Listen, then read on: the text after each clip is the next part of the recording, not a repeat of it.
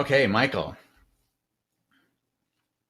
So one of the first things we thought was, it feels cold, which which is really what you're going for here. There's a lot of snow and ice, and it's a cold scene. It made me think about I used to live in Western Montana when I was young, and we'd go in Kalispell. They would have in Woodland Park in Kalispell. They had these lakes or ponds in the big park there, and they would freeze over. When I was a kid, it would get down to 10 and 20 below all the time. And I lived in Lakeside, but that whole area would just get so cold, and we get a lot of snow. We'd always have a foot or two of snow on the ground almost all winter long, it seemed like. So in the park, though, they would actually go out. It would get, since it was so cold, the ice would get so thick, they could go out with those Zambini machines that they use for ice hockey, and they would flatten make the ice all smooth and nice for ice skating. So we'd go out there and ice skate, and that's what I would think about when I was seeing all of this right here. I thought, oh, this makes me want to go ice skating again.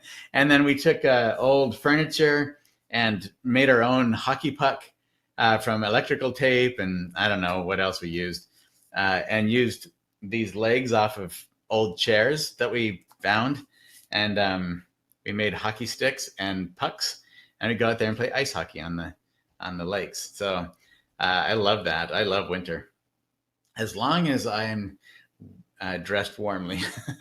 I don't like being too cold. Okay, so I love that. We both of us love the feeling of cold in here and snow. It's really a pretty scene.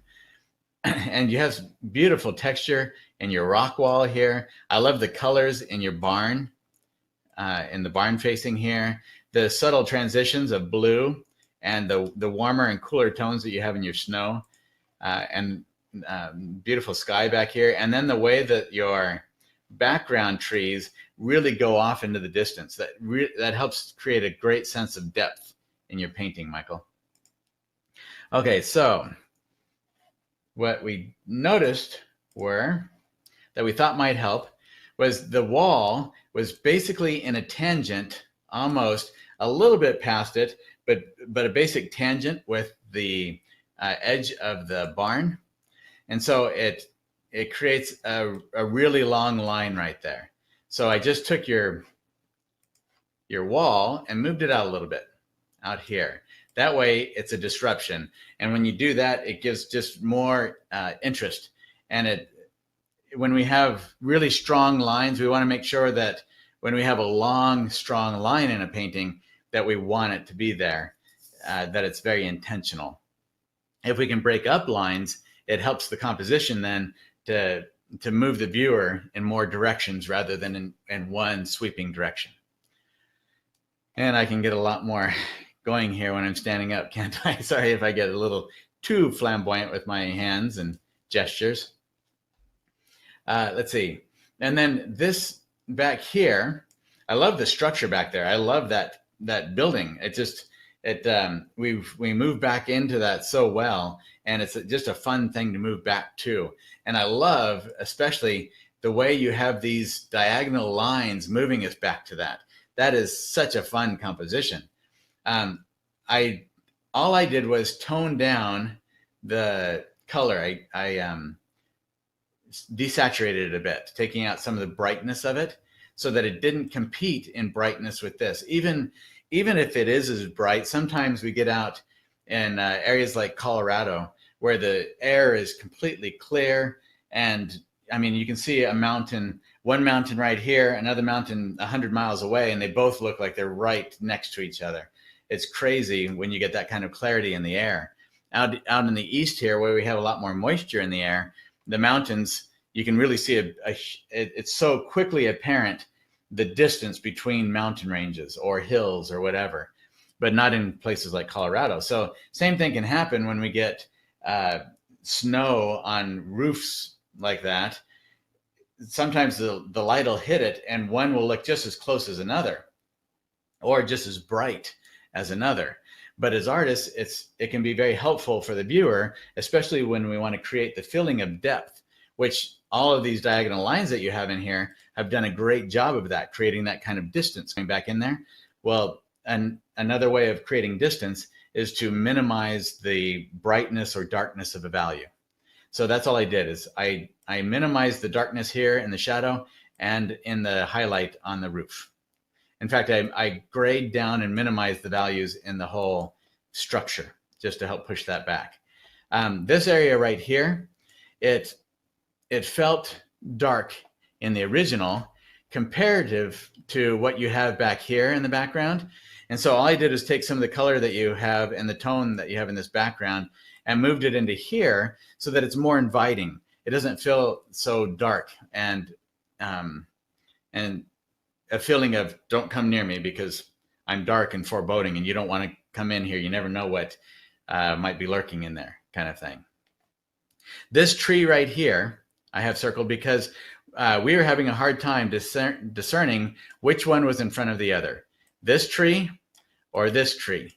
And so just to actually give it some interest, and the two trees were kind of, these two, this pine tree and this pine tree, were almost in line with each other. So to minimize that, to help you have that sense of depth in your painting and variety, I just push this tree back some, back behind this one, and then this one comes in front of this one. So then you have that progression, that hierarchy right there. Let's see, the right here, this felt a little bit ambiguous, and the way that I loved the texture of your brush strokes coming down towards the frozen river, but they created a very strong movement down to it.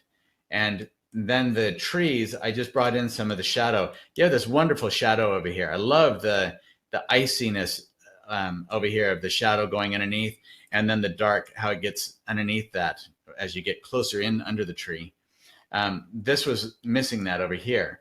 So we just pulled some of that into it. So let's go back to the original. And so here's the original. So see, we just took some of this, added in and over here, and your brush strokes coming down, these all kind of lead down a lot. So just to help, so that it didn't feel like it was all sloping towards us so much, I just disrupted that a little bit.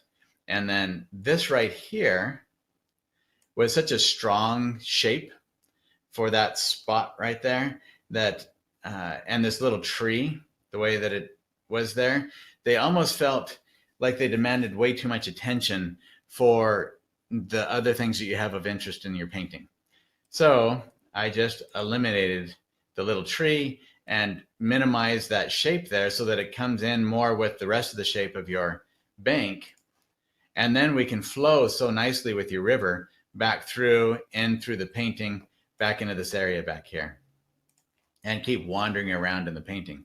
And you can see all I did was add a little bit of a darker shadow on this tree right here to help push this one back into there, and just brought that, the top of that tree down a little bit.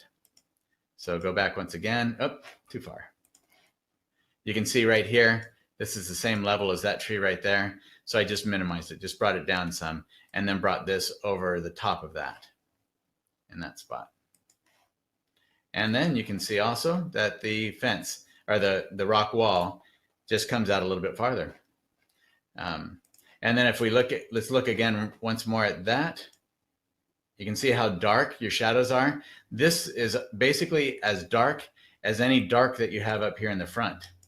And so that then we know by the hierarchy of size, and because of the wall here that moves us back, that one's farther back there. But by the values, the bright and the dark, we can't tell because the values are the same. But this is actually a lot smaller, and so it's quite a bit of a distance away from us. So then those values are going to get softer as we go farther back. And now it holds really well back in the distance, and it's a beautiful structure back there. So that's it, Michael. Excellent job. Really, it's a pretty painting. And you can see right here, this now feels, if we go back to the original, see it's a little bit darker back there, and that's nice. But it just felt like there was kind of a strong differentiation between these two areas, and that strong contrast in there kind of pulls us into that area, and it didn't feel like an area that you really wanted the viewer to be pulled into. So and this right here, I did add some of this snow over onto this side right here as a roof, because it almost felt like it's so ambiguous. And I know you have all this really pretty leaf structure and snow covering it, but this line right here almost felt like it rounded instead of coming up. So this side of the house, of the structure, comes right up here and stops. This one comes up and then it rounds around. So, and oh, I forgot to do something with that exactly. Well, okay, I brought some snow down in here so that you have the same kind of structure here, but I forgot to make this a little bit less rounding right there. But that's the idea. That's what I was working on. I just got distracted by this part and this. And so I added a little bit of that up here too. That way now it feels like it comes around right there. All right, and that was it. Excellent job. It's really pretty, Michael.